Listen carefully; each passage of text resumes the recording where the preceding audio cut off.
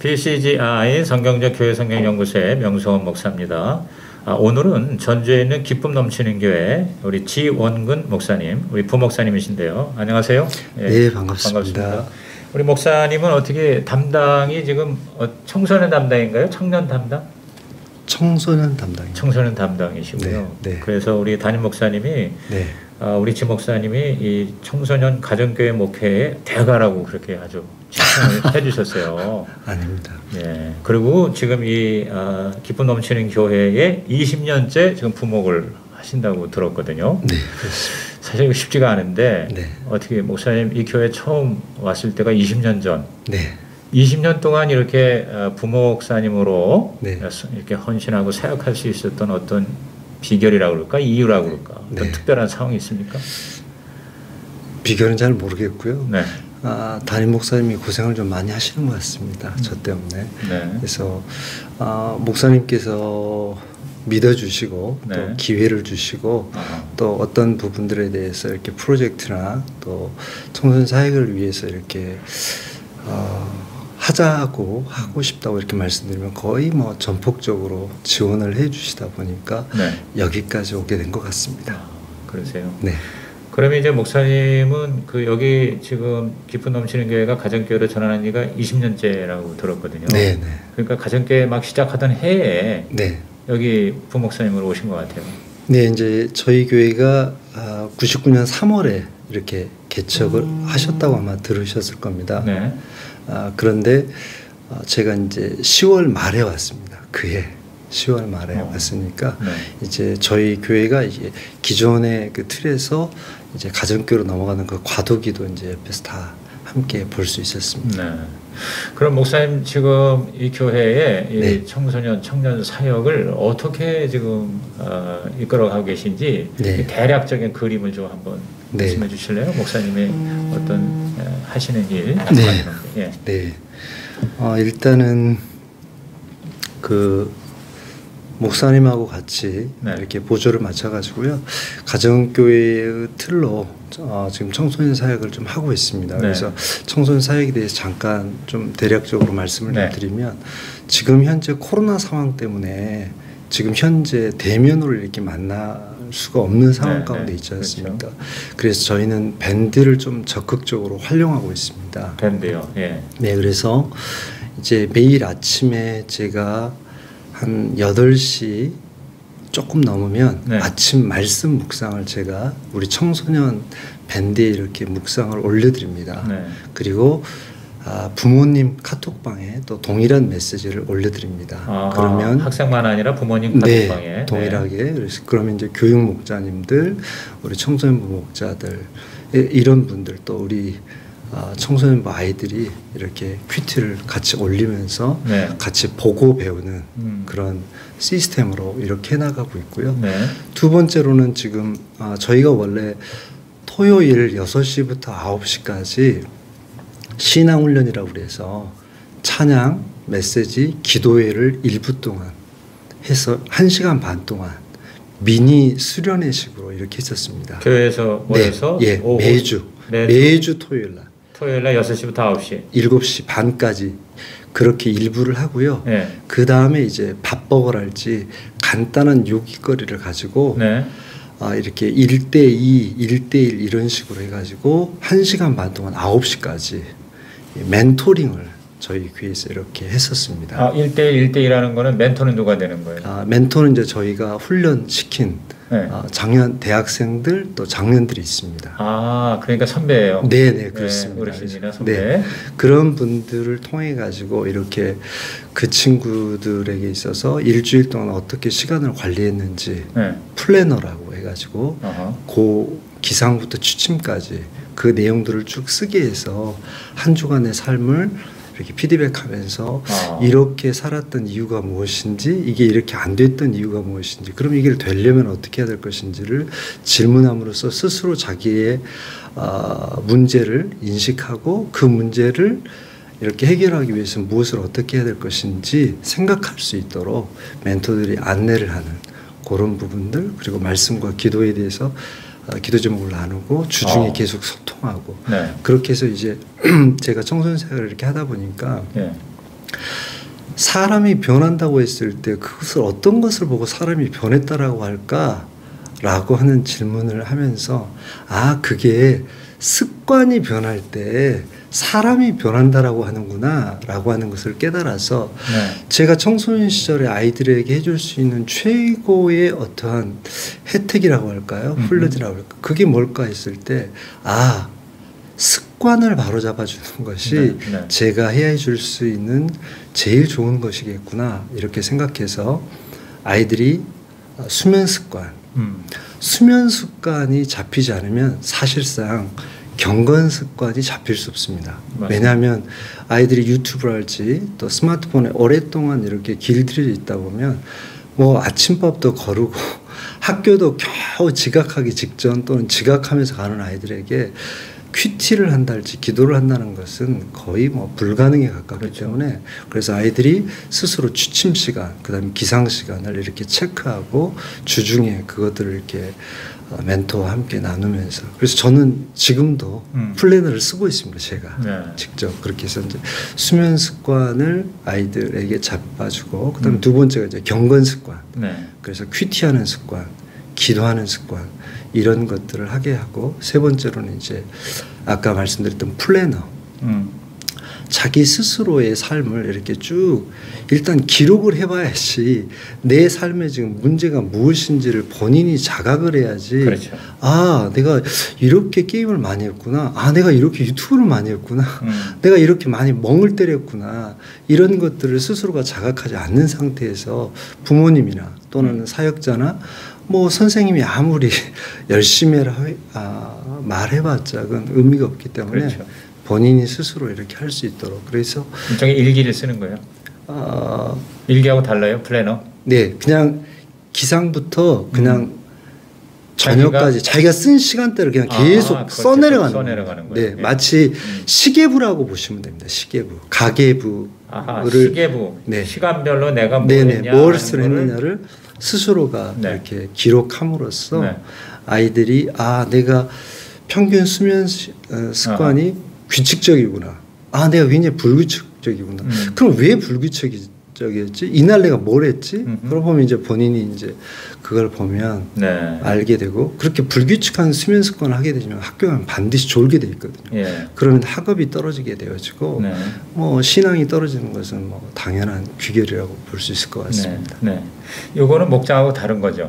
네. 그러니까 목장은 목장대로 또 있어요. 네. 그러니까 그렇습니다. 토요일 날 저녁에 이게 적지 않은 시간입니다. 6시에 모여서 일부는 예배를 드리고 잠깐 요기를 하고 그다음에 9시까지 2부 순서로 이렇게 1대1 멘토링을 하는데 멘토링 때에는 바로 이 시계부를 보면서 네가 어떻게 지냈냐 하고 자아 비판도 하면서 시간 나눠요.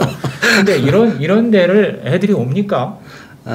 몇 프로나 예를 들어서 지금 청소년부의 학생들의 물론 이제 교회 전체의 문화나 그동안에 이제 이력이 있었겠지만 아이들이 여기를 찾아오고 그렇게 오랜 시간을 견디는 힘은 어디 있다고 생각해요? 일단은 이렇게 한 지는 2013년도부터 했습니다. 한 8년 전에. 네, 2013년도부터 저희가 이렇게 했고요.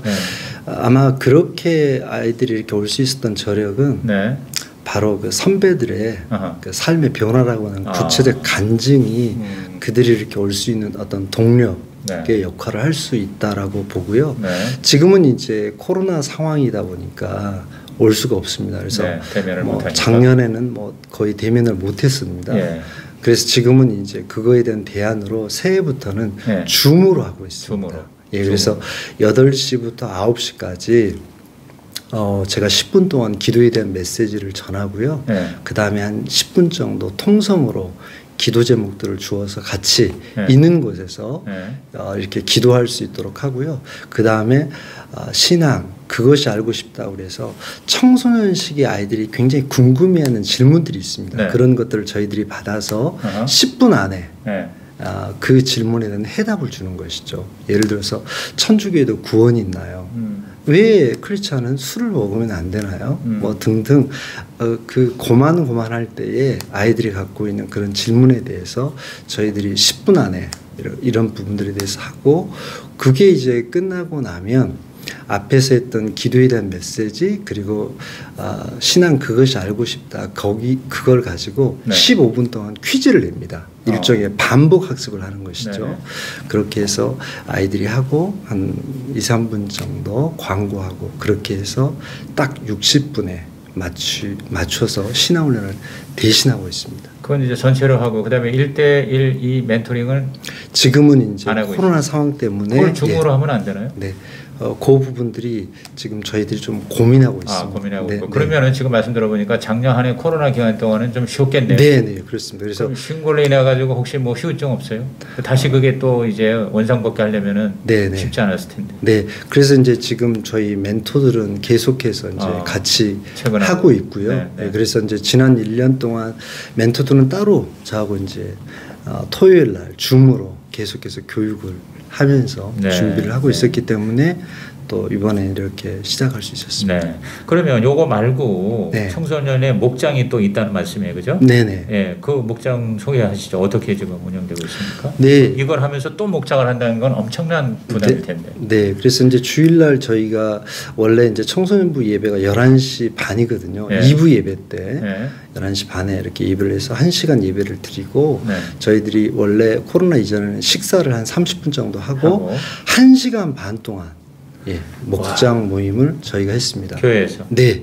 그리고 1시간 반 동안 목장 모임 한 다음에 바로 이어서 이제 총 목장 모임이라고 해서 목자들의 모임인 것이죠. 청소년 목자들. 그래서 그 목자들하고 목자는 어떻게 청소년부입니다. 그러니까 그 목자는 청소년 아이들이에요? 네네, 그렇습니다. 그 같은 아이들 중에서 목자를 뽑는 거예요? 네네, 그렇습니다. 그래서 한 1시간 정도 같이 또 삶을 나누고. 전체 총 목자가 몇 명쯤 될까요? 6명입니다. 6명. 그러면 청소년 목장은 6개? 네네, 그렇습니다. 네. 그 총목자 모임을 또 해. 1시간만 끝난 다음에 또 해. 네, 격주로 하고 있습니다. 격주로. 네, 격주로. 그거 얼마 동안 해요? 한 1시간? 네, 1시간에서 뭐 1시간 반 정도 이렇게 하고 있습니다. 야, 그 목자들은 나중에 다 목사가 엄청난 시간을 지금 교회에 투자하는 거예요. 그런데도 뭐 가정생활 또는 학교생활에 큰 문제는 없고요. 오히려 얘네들이 더 잘할 수도 있어요. 열심히 아주 기타 또 다른 시간 안에 또 그 끝나고 나서 학원도 가고요. 또 스터디 카페 가서 또 열심히 공부하고 그렇게 하고 있습니다. 참. 그럼 목사님은 지금 청년 대학부는 타치 안 하나요?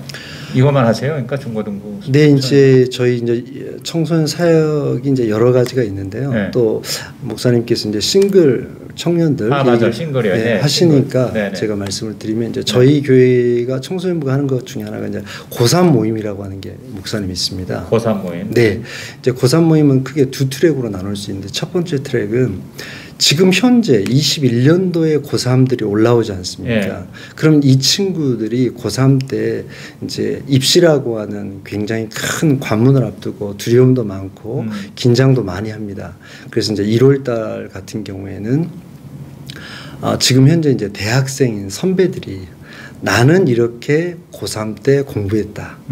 이제 그런 선배들이 자기들의 이제 학습 플래닝 같은 것들을 나눠주는 것이죠. 그렇게 해서 그 친구 현재 고3 아이들 함께 모여가지고 자기들이 나는 이렇게 해서 성적이 올랐고 이렇게 해서 지구력 있게 입시까지 쭉 갈 수 있었다. 그런데 또 돌아보니까 이러이러한 부분이 좀 아쉽다.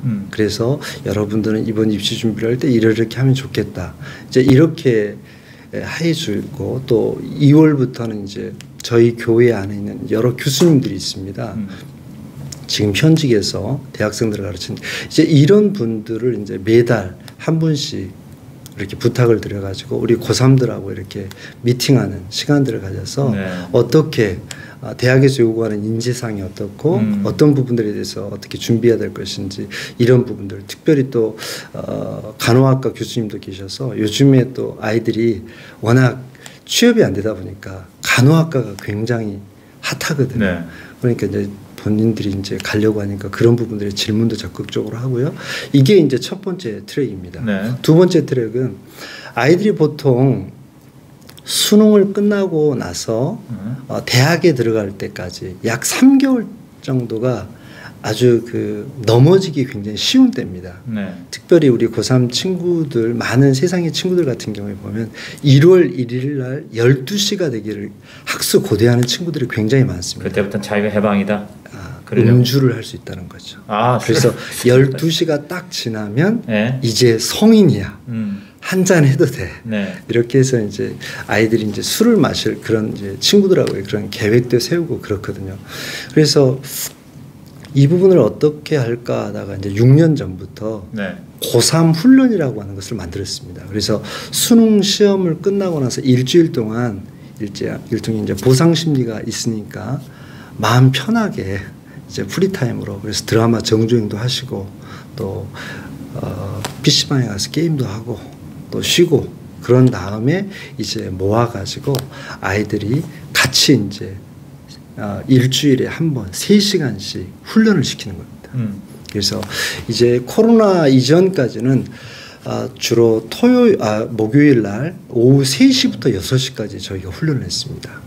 그래서 이제 김동호 목사님의 크리스찬 베이직 이거를 가지고 이게 이제 평신도 버전으로 교리를 이렇게 쉽게 풀어놓은 것이라서 제가 우리 이제 대학생 가기 전에 이걸 매주마다 한 챕터씩 요약을 해가지고 와서 그 부분들을 같이 소그룹으로 나누는 것이죠. 그리고 아까 말씀드렸던 플래너 주중에 내가 어떻게 살았는지 몇 시에 일어났고 뭐 했는지 이것들을 소그룹으로 서로가 크로스 체킹을 하는 겁니다. 내 플래너를 옆에 있는 친구한테 주고 그 친구는 또 그렇게 하면서 서로가 이렇게 플래닝을 하면서 그렇게 해서 1시간 그리고 두 번째로는 이제 그 주마다 각자가 갖고 있는 주제가 있습니다. 매주 갖고 있는 예를 들어서 우리 이제 대학생들이 되는 이 친구들이 굉장히 관심 있는 분야가 뭐냐면 이성교제거든요.